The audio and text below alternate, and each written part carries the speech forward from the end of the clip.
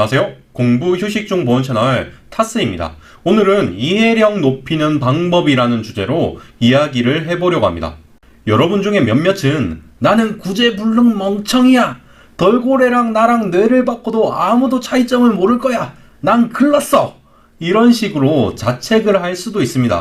그런데 실제로 이런 식으로 자책을 하는 분도 제가 지금 소개해드린 방법을 적용해보면 꽤나 이해력이 좋아지시더라고요. 그러니까 너무 기죽지 마시고 오늘 알려드리는 방법을 실천해 보시기 바랍니다.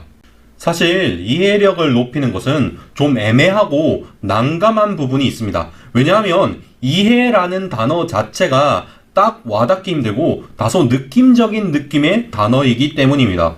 일단 네이버 국어사전에서 이해를 검색하면 사리를 분별하여 해석함, 깨달아암과 같이 설명하고 있습니다. 이런 것을 봐도 사실 수험생 본인이 무언가를 제대로 이해하고 있는지 그리고 무엇을 하면 이해를 할 수 있는지 판단하기는 힘듭니다. 이럴 때 저는 구체적인 목표 또는 과제를 부여하는 전략을 구사합니다. 어떻게 공부할 것인가라는 책에서 영감을 얻은 방법입니다. 참고로 이 책은 헨리 레디거 외 2인이 저술한 인지심리학 대중서인데 심리학자가 쓴 책답게 구체적인 연구 사례가 많이 소개되어 있습니다. 한번 꼭 읽어보세요. 어찌됐건 다시 돌아와서 이 책에서 소개한 전략 중 하나를 이야기하겠습니다. 이 책에서는 아주 구체적인 목표를 정해서 공부를 하면 좀 더 학습 성과를 높일 수 있다고 합니다. 단순히 이해를 잘해야지 하고 생각할 것이 아니라 이해를 잘했다면 할 수 있는 과제를 정해보자는 거죠. 구체적으로 다시 말씀드리겠습니다. 학습에 있어서 무언가를 잘 이해하고 싶다면 그냥 이해하려고 노력하는 건 종종 별 효과가 없습니다. 왜냐하면 이해라는 표현 자체가 다소 모호한 감이 없잖아 있기 때문입니다. 그러면 이런 문제를 해결하기 위해 노력해야 하고 저는 좀 더 구체적인 목표를 정할 것을 제안합니다. 만약 여러분이 무언가를 제대로 이해했다면 무엇을 할 수 있어야 하는지 정해보자는 뜻입니다. 자, 여기까지 이야기하면 사실 수험생 입장에서 이해는 되는데 그래서 어쩌라고 라는 말이 나올 수 있습니다. 그러니까 제가 실제로 효과를 받고 멘토링 중인 수험생들이 효과를 본 방법 3가지를 소개하겠습니다.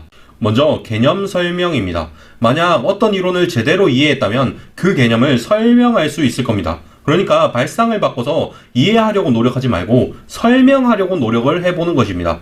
예를 들어서 여러분이 풋옵션을 읽고 이해한다고 하겠습니다. 보통은 그냥 팔 수 있는 권리 여기 정도에서 멈추게 될 겁니다. 그리고 그 정도로는 이해했다는 느낌이 안 듭니다.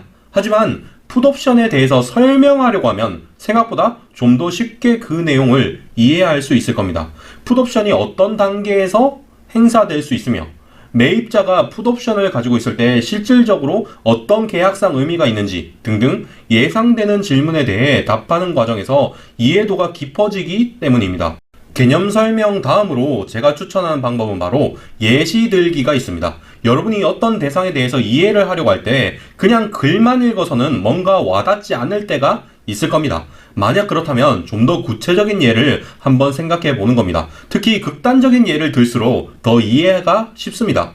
예를 들어 여러분이 조세의 정가에 대해서 이해를 해본다고 하겠습니다. 수요가 탄력적일수록 수요자에 대한 조세는 공급자에게 정가가 더 크게 됩니다. 이걸 그냥 외울 수도 있지만 사실 좀 더 깊이 있게 이해를 하려면 한번 예를 들어보면 됩니다.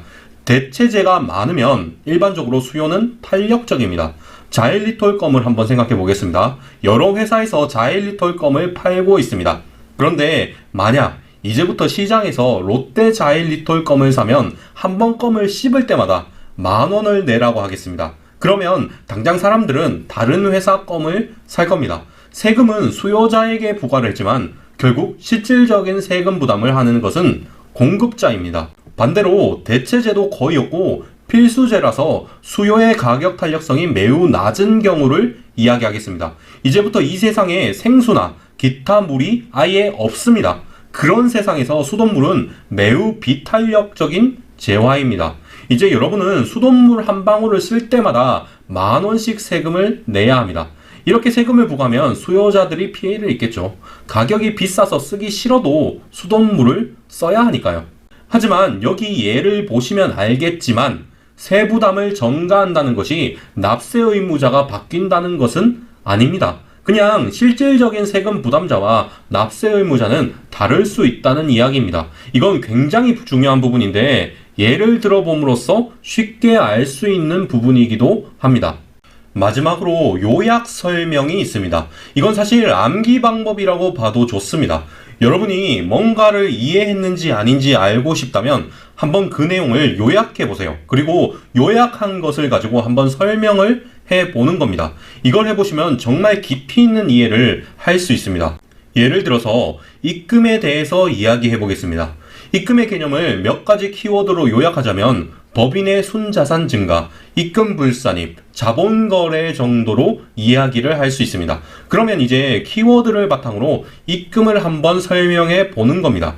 법인의 순자산을 증가시키는 거래로 인한 수익의 금액인데 입금 불산입 항목과 자본거래 항목을 제외한 것, 이 정도로 이야기할 수 있고, 만약 더 깊이 있는 설명을 한다면 순자산이 무엇인지, 입금 불산입 항목은 어떤 것이 있는지, 자본거래란 무엇인지 등등을 이야기할 수 있겠죠.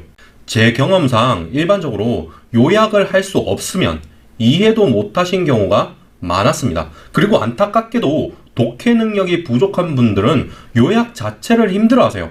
뒤집어서 말하자면 독해 능력이 부족하시면 이해 능력도 떨어지는 경우가 많았습니다.